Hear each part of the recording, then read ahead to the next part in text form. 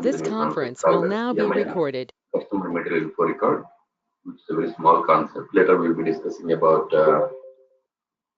overview of a sales. First, let's try to understand what is sales and what are the elements in the sales.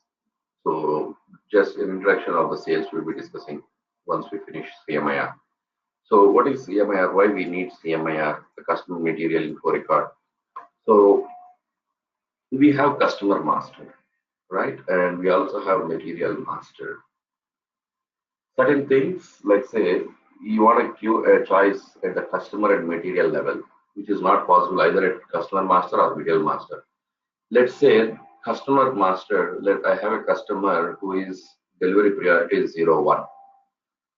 Okay. But if this customer is buying some material called as A100, I want him to be delivery priority 2. I don't want him to be 1. So if I change in the material customer master to delivery priority 2, what happens? Anyone? What happens if I change this in the customer master itself? It would be applicable to every material this customer is buying, but I don't want that. I want this to be applicable only for this material, whatever he is buying. So this kind of incapability, which is at the customer master level or material master level, can be solved with a concept called as CMIR, that is customer material info record, right? So in the CMIR, how do we maintain it? With a transaction code called as VD51. VD51 is a transaction with which we maintain CMIR. And whatever the fields you will be seeing in the CMIR, there are total 9 fields in the CMIR. Out of the 9 fields, 7 fields comes from customer master, 1 field comes from material master, and 1 field is unique. 1 is unique, right? So whatever you will be maintaining, you already maintained it either in the customer master and material master, but now you want to overwrite it with customer and material combination. Right? So let's get into system and see what is VD51, the CMIR configuration.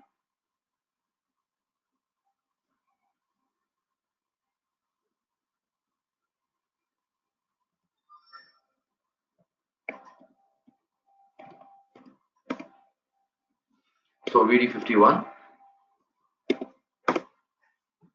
So customer, I want it to be 1000 and sales organization, and you can maintain any records. So for this customer under this sales area, you can maintain any number of materials like that. If this customer is buying this material, I want it to be like this. Like you have lots of options, number of materials you can maintain. And see, in sometimes business, you have a wholesale kind of business, right? So in that businesses, what happens is customers will be having their own naming convention for the materials. That means, let's say you have a material called as aspirin. Okay, you have a material called as aspirin 100. This is the material you sell to customers. But there is one very big customer, very important customer. So this customer is telling that I cannot maintain this in my stock. I will be calling your material with a name called as SKU. SKU 100. I don't want to call your material aspirin 100. I will be maintaining in my records your material name as a SKU 100. What do you mean by SKU? Anyone? Anyone? Anyone in the retail industry? What is SKU? SKU is keeping unit. Stock keeping units. You can hear me, right, everyone? I could not hear you.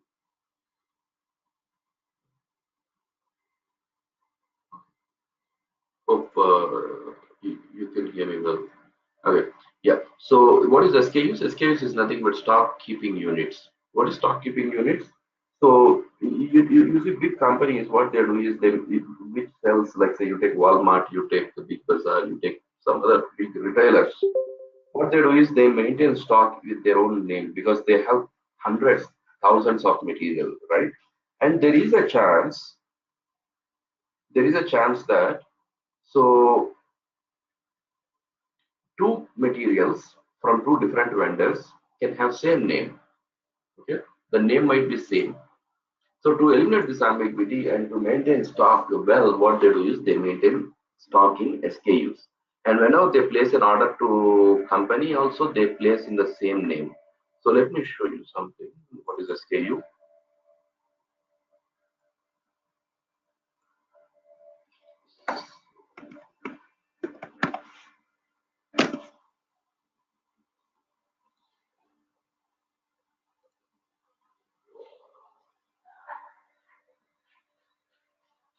So if you go for an online retailer,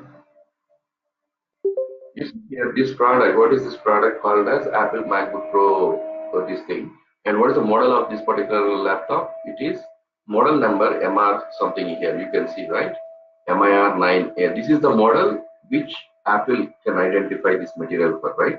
But you see, this company Best Buy is identifying the same model with a name called as SKU 5998503, right? So this company is giving a different name for particular this material. Why? For it's easy for them to identify because, as I mentioned, sometimes there is a chance that from two vendors you can have a same name for the product, right? So this is SKUs, stock keeping units. So in our scenario, let's say if this customer 1000 is buying a material called as 100, I want to call it with a name called as SKU 103. Okay, that means tomorrow if a user is placing an order for a material 100, he will not be placing the order with this name. He will be placing an order with this name. Your user might be confused. What is this SKU 103? We don't have any material called as SKU 103, right? So how do you handle that ambiguity? Let me show you. So let me save. I put this record is already there.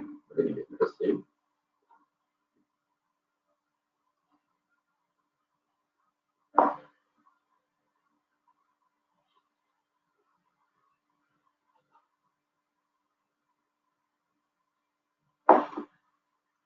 So let me reload it.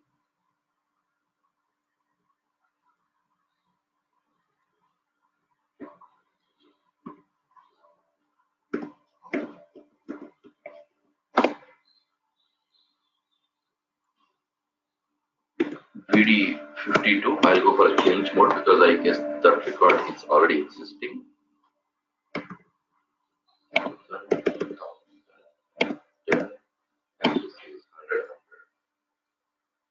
Right. So this is the record. So if this customer is buying this material 100, we want to call this material with the name called as SKU 103. Right. So if I go and create a sales order for 100 material, let's say we received a purchase order from this customer, and he placed an order for SKU 103 100 quantity. But as I mentioned, as a company, we don't sell any product called as SKU 103, right? So at that time, what user will be doing? User will be entering that particular SKU number here. You see, customer material number. This is the material number which we would be using in our records, right? But now we don't have anything like this. So we have customer material number. Right? So what is the customer number we are calling with?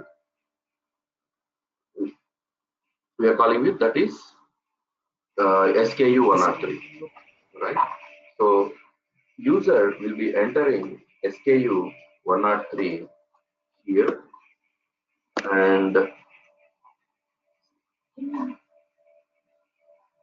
quantity, let's say 1. I'm just giving 1. You see this field is still blank, right? So we entered this name, what customer would be calling this material with, quantity, and this field is blank. But if I press enter, the system has automatically filled this field, right? That means user need not to really remember this all things. So if vendor is placing an order with say, as a customer is placing an order with say SQ103, he just enter that name here and press enter. System will automatically call up if a CMIR record is already maintained for that, right? So this is how we call. So if you want to see what all details you maintained for this particular customer material combination for CMIR, you can click on this ordering party. So ordering party will have the data of CMIR. You can see purchase order item, let's say 10, customer material number, what he's calling with, how much quantity, like everything, whatever we will be maintaining the CMIR data, you can see here in the ordering party, right? So now let's go back to CMIR and see there are some controls. I told you, right, there are 9 fields. Let us see what are the 9 fields. So what is the criteria to determine plant into sales document? Anyone? First Anyone? is What is the CMIR. criteria to determine plant into sales document? CMIR. Customer master and material master. No one?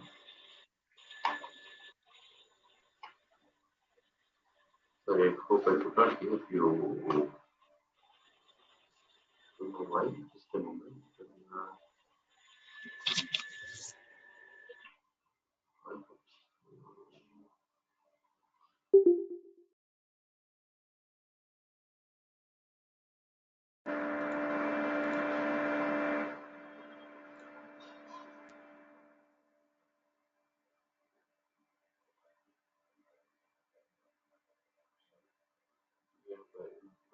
Yeah. Can someone? Yeah. What is the criteria to determine plant into sales document? Anyone? It is CMIR. I hope I could not hear you. Some audio issue. Yeah, that is CMIR. Sorry, and customer master and material master. This is the criteria. So with this combination, if you go to the details, you see a couple of fields here. That means if this customer is buying these materials, plant. So you want system to consider this as the plant.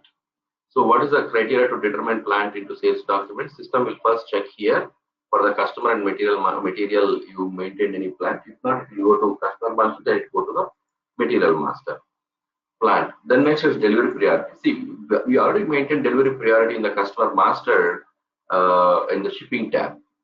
But here you want to overwrite it. If this customer is buying this material, I want it to be something else. It's up to you. See, you can leave it like that. This is automatically taking from the customer master. If you want to overwrite it, you can overwrite it here for this material and customer combination. Likewise, minimum delivery quantity. This only one field is coming from material master. If not, these all other fields are coming from customer master. Only this field, minimum delivery quantity, comes from the material master. In the material master sales org one view, we have this field called as minimum delivery quantity. That means if this customer is buying this material, I want delivery quantity to be only 50.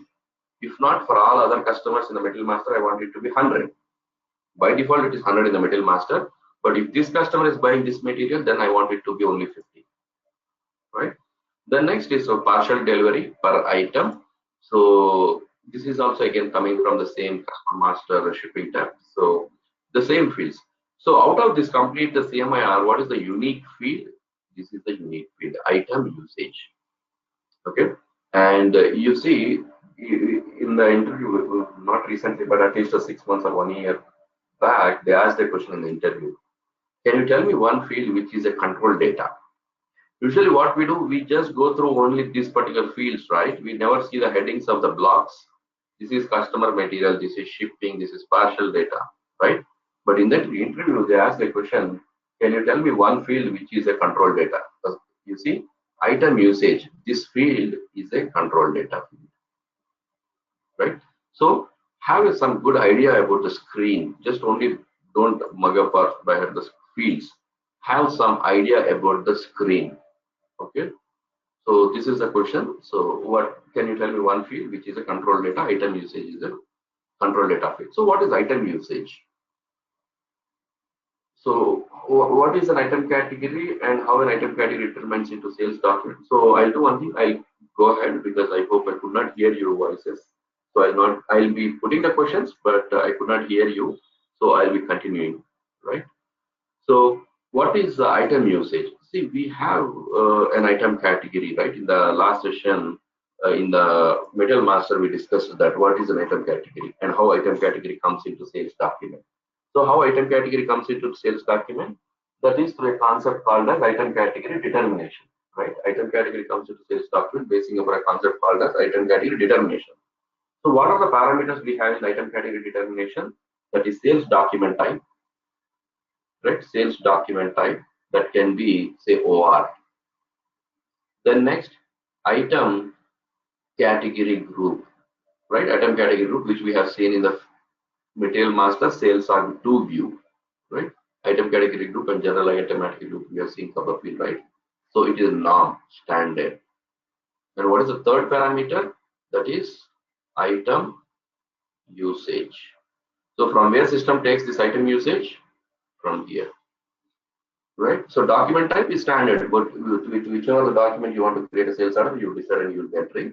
But item category group will be taken from material master, sales or to view, and item usage will be picked from this field. So what is item usage? It is one of the parameter which will help us to determine item category into sales document. Okay. This is for the automatic item category determination. What do you mean by automatic item category determination? Right? See, item usage, again, we have a couple of values like this norm, bands, BANC, 0001, 0002, like this. We also have values for item usage. So what are the values we have item usage? So item usage we use by default for the automatic item category determination. Anyway, we will discuss the concept called as item category determination later. At that time, you will be getting a complete idea on this concept. But at the moment, okay, if you don't understand also, don't worry.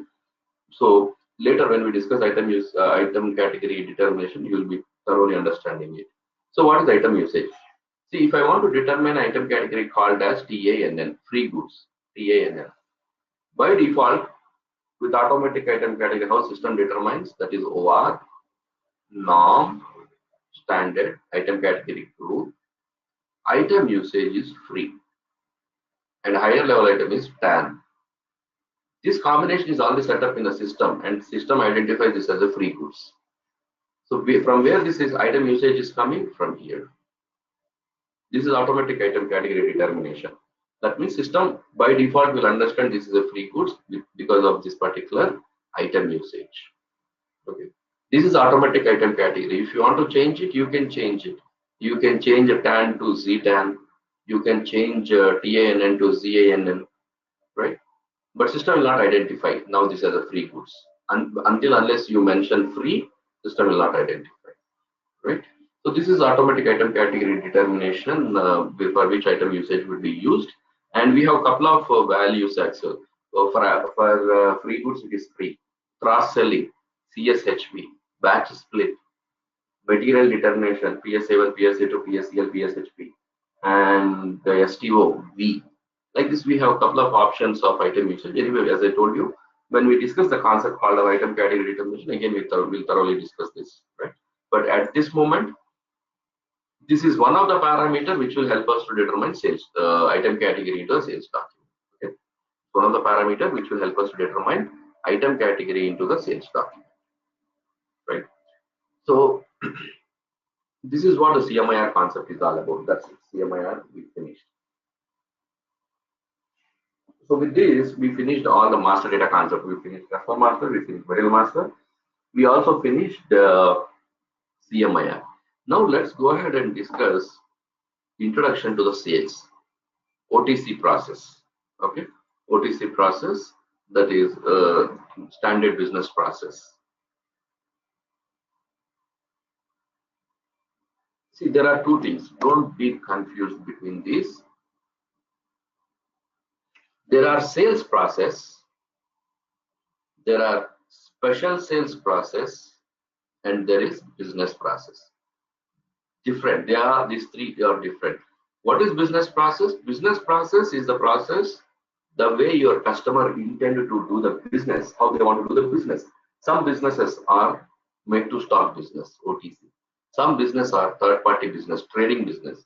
Some businesses are make to order business. You place an order, then only they manufacture and give it to you, right? Business process will tell the way your customer want to do the business. That is business process. And every business process will include sales process, right? Every business process will include sales process. That means, see, I can say make to order. That is a business process. But what does that make to order contains? It contains again the same thing: quotation, order, delivery, billing. It contains all the sales process. These are called a sales process.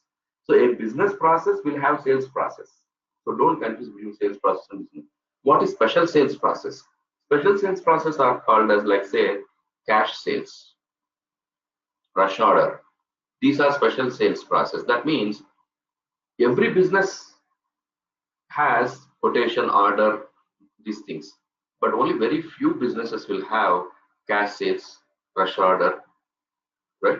So these processes will be only for very few businesses. That is special sales process, right? So whatever we are discussing now, they are sales process. Let us have understanding on sales process. We are not discussing about business process. If you want to know what is the sales process, this is called an OTC process, order to cash. Okay. Under the order to cash, you have all the sales elements. Every sales element you'll be having, right? So first, let's try to understand what is a sales process and what elements we'll be having in a sales. Okay, how do a sales start? How do a sales start? A sales will start. So there is again sales and pre-sales. Okay, this is pre-sales and this is sales. Okay, this is pre-sales activity. So how does a pre-sales activity will be start? With a customer inquiry. So customer will inquire with a product for a product. That's how a sales will be initiated. And what all the options customer have to inquire about a product? How can he reach you, the company? So he has many options, right? He can reach the company by email, walk-in, or phone call, or by filling some form on the website. It can be anything, any means a customer can inquire. He can use any means to inquire about the product. And see, you should also know which is a internal document and which is an external document. Okay, there are some internal documents and there are some external documents. Inquiry is an internal document. That means if customer inquired for some product, what we do, we create an inquiry internally. We don't send this to the customer, right? This is only for our internal purpose. For internal our records only we use it, right? So this is inquiry is a internal sales process. Sorry, internal document which we use for our company reference. So with reference to the inquiry, we create a quotation. There is no purpose of creating a quotation and keeping with you, right? There's no. So unless until you send this quotation to the customer, there is no purpose creating it or keeping it with you, right? So quotation is our outward document. That means which you send to the customer. So with reference to this inquiry, whatever the material customer was inquiring, you create a quotation with what the material customer is inquiring and what would be the price, what is the delivery date. You mention all these details and send it to the customer. So once you send it to the customer, if customer is okay with the price, quantity, delivery date, and terms and conditions, everything, then what he do? He'll place a sales order, right? He will tell you to proceed, and then you create a sales order. Sales order is again an internal document, but what you send to the customer, you send order confirmation. Okay, you send order confirmation to the customer, right? So once you create a sales order, then next you need to do a delivery to the customer, right? You create a delivery and you raise an invoice to the customer. So one cycle of sales is finished. That means it started with an inquiry with the product, then after quotation, order confirmation, then delivery and billing, right? So let's assume that payment is also received from the customer and one transaction has been completed. But now the real action will start, right? So what is that new real action? That is customer complaints. Customers start complaining. The product is defective, it is expired, or you have sent me some other product. What you have not sent what I requested. You have sent something else, right? So customer, this is customer complaints. So whenever you get some complaint from customer, so how do you attend that particular complaints? That is, you have different ways. See, the complaint can be in different way. That means how you handle is, you have two choices. Whenever you get a complaint from customer, you have two choices. What are the two choices you'll be having? That is, replacing the damaged stock with good material. So if customer saying that there are 10 material damaged, then what you do? You replace the 10 material. That's one option. What's the other option you have? Without replacing the material, just giving back the customer money for that particular 10 quantity. Okay, so only these two options would be there, right? So at any times, if customer is saying that I don't want this stock, you just take it back. It's a good quality stock. It's a good quality stock, but customer don't want it. If he is returning it, then you take standard returns, and you can take the stock and again you sell it to some other customers, right? But if customer is saying that I want my money back, then you create credit memo. That means at any time if you want to give some money to the customer, then you create a credit memo. So for what purposes you create credit memo, we'll discuss that in detail later. We'll discuss all the 17 process. There are total 17 processes. We'll discuss all the 17 process in detail. Okay. But now, just as an introduction, first to get some clarity, right? So credit memo. That is, if you want to give money to the customer at any time, that you do it with credit memo. Okay. There might be some times where you need to receive extra money from customer. See, you raised the invoice to the customer, but he has not paid. Okay, so now you want to charge a late payment fee or some interest. How do you charge that extra? That you charge extra through debit memo. Okay, so at any time if you want to receive or there is some mismatch in the previous billing, you underbill the customer. Now you want to adjust that. So how do you adjust? You ask for a debit memo, right? So that is how you can handle the customer complaints. The next is you see something here called as written contracts. What is a contract? A contract, it's an agreement between both the parties where both the parties should have benefit. Okay, if I say contract, what is a contract? A contract is a mutual agreement between both the parties where both the parties should have mutual benefit in that. Right? Then only we say it as a contract, right? So again, this contracts is classified into different contracts. That is, we have quantity contract,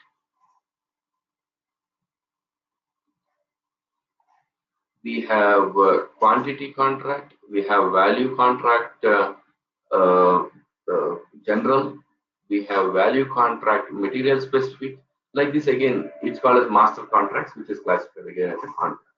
So let's see what is quantity, which is quantity contract. What is quantity? So let's say my company is a cement company and I have a builder, right? So this builder intends to construct some 5-story building, okay? And for this 5-story building, the estimation of cement is 5,000 bags. 5,000 bags of cement is the estimation. It's a very good number, right? 5,000 bags. So what this builder will be doing is he gets into a cement company for an agreement saying that I'll be consuming 5,000 bags of cement. What benefit cement company will get? What benefit the company will be getting? Assured sales. And assured with a contract, you will get an assured sales of quantity. So what is the benefit company is getting? Company is getting assured sales of 5,000 bags. So let's say in the market, if it is 300 per bag, company is offering 280 per bag. That means 20 rupees or $20 discount on per bag. So what is happening here? Mutual benefit. The company is getting assured sales of 5,000 bags, and the builder is getting a discount, you can say, or a best price on the product, right? But a contract will always have validity period. See, if the builder is saying that I'll consume this 5,000 bags over next 2 years, will that make any sense? No, right? So it should be mutually benefiting. That means if builder says that I'll complete this 5,000 bags in 6 months, okay, fix 6 months from one customer 5,000 bags is a good number, right? So a contract will always comes with a validity period. You take any contract, it can be rental agreement or any contract will comes with a service agreement. Anything will come with a validity periods. So this is what a quantity contract. where both the parties agree on the quantity. Likewise, we have value contract. Again, value contract, we have material specific or in general. Let's discuss first in general. Value contract, general. Let's take some company which sells 100 different materials. Okay, company X sell 100 different material. Here we don't discuss about quantities. Here the customer is telling that in the next 6 months I will buy $10,000 from you. Okay, I'll buy $10,000 worth of goods. So there is no material mentioned. He is telling that I'll give you this much value to you in the next 6 months. But I have some material. Let's say my company sells 10 materials. Out of that, there are some materials, let's say some 3 materials, which are very hard selling materials. Huge demand for these 3 materials. See, when we give some offer, when it is not saleable, right? So if it's not good in the market, if it's not, the sales are not good, then only we give offer. But these 3 materials has a huge demand. It's a hard selling. Why I should give offer or include within this 10,000? So we don't include these 3 materials. So we tell customer that for that, what we do in the value contract general, we create an assortment module. We create an assortment module and we place materials whatever the customer is eligible to buy with this $10,000. So for sure he cannot buy these 3 materials. Another 7 materials are there. Out of the 7 materials also, I will tell customer that you can buy material 1, material 4, material 7, material 10. With this $10,000, you are eligible to buy only these 3 materials. Then only you will get benefit. My company sells 10 different materials, but customer is eligible to buy only these four materials under this deal. So again, company is getting an assured sales of a value of $10,000, and customer is getting some best price on these materials. That is value contract general, where we create assortment module and assign it to the value contract. Likewise, we have value contract material specific. That means agreeing on only one material. You buy material X for $10,000 value. I give best price on this, right? That is value contract material specific. So very important, whatever the sales order we create with reference to a contract is called as release order. So in interviews also they ask this question, what is release order? Okay, or what is the order called which is created with reference to contract? What we call it? We call it as release order. Okay, any order created with reference to contract is called as release order. Why? See, we agreed on a contract for 5,000 bags of cement, but will customer consume all this 5,000 bags in a single day? He cannot do it, right? Out of 5,000, on March 25th, he wants 1,000 bags. So what you do? You, with reference to this contract, you create a sales order for 1,000 quantity. That means you are releasing some quantity out of the contract, right? So we call it as release contract. Important introduction. Then next, something you are seeing called as scheduling agreement, right? What do you mean by scheduling? Standard general English, what do you mean by scheduling? That is predefined, right? The date, time, everything is predefined. That's called as scheduling agreement. That means in the scheduling agreement, see, in the contract, we agreed for 5,000, but over a period of 6 months, but we don't know on what date customer need the material. So whenever customer places a order saying that, okay, I want 1,000, then you create an order. But coming to the scheduling agreement, the quantity and delivery date is prefixed. So if it is 5,000 quantity, okay, 25th March, 1,000 quantity. April 17th, 1,000 quantity. In May, customer cannot take anything. On June 5th, 1,000 quantity. That means that the date and quantity is predefined in the scheduling agreement, right? And very important, you should notice here, you see, for a contract, you are creating an order, then delivery, then billing. But for the scheduling agreement, you see, there is no connection with the order, direct delivery. Why direct delivery? Why we create a sales order? We create a sales order to get schedule lines. Okay, we create a sales order to get a schedule lines. What is schedule line? Confirmed quantity plus confirmed delivery date is called as schedule line. Confirmed delivery date plus confirmed quantity is called as schedule line. So schedule line is one part of sales order. We create sales order to get schedule line. But here the schedule lines are already predefined, right? On what date, what quantity you should deliver. Then what is the purpose with the sales order? No purpose, right? So we create directed delivery with reference to a scheduling agreement. Conceptually, it is possible. Conceptually, it is possible telling that we don't need a sales order, we can create directly with delivery. But technically, it is not possible. System will not allow you to do that. Okay. Where is that configuration? When it comes to the delivery types, we'll discuss it. I'll show you the configuration where exactly system is allowing you. There is already a predefined configuration set up in the system. That's the reason system is allowing you to do a delivery. If not, without a sales order, you cannot create a delivery. Right? These are some elements of a sales. I hope you got some basic idea of sales process, how it works. But there are total 17 sales process, which we will be discussing in detail in the tomorrow session, starting with the inquiry. What is the process? How do we create that in the system? And what impacts will happen? See, who creates this all inquiry, quotation, delivery, credit memo, debit memo? Who creates in the real time? End users will do that. But why as a consultant we are learning this? Because to better understand, see, customer will come saying that there is some issue. You should understand, right, where that issue was affecting. That means, as a consultant, you should understand what all activities system will perform in the background once you create a sales order. It is not that how to create a sales order. Okay, anyway, you should know how to create a sales order. But as a consultant, you should know one extra thing, that is what all activity system is triggering once you create a sales order. That we'll discuss in detail very much tomorrow, right? So that's it for today. Introduction to the sales and the CMIR. Tomorrow we'll catch up, and tomorrow we'll continue with this. Maybe at least we can discuss 7 to 8 processes tomorrow. This may require 2 sessions. So up to credit memo, up to credit memo, invoice correction also we can finish. Up to 9 process we can finish tomorrow. Rest we can finish it in other day, right? So any questions you can put it in the chat box. I hope I could not hear your voice. Am I audible, sir? No questions, so we'll take it tomorrow. We will take the questions tomorrow because I could not hear you.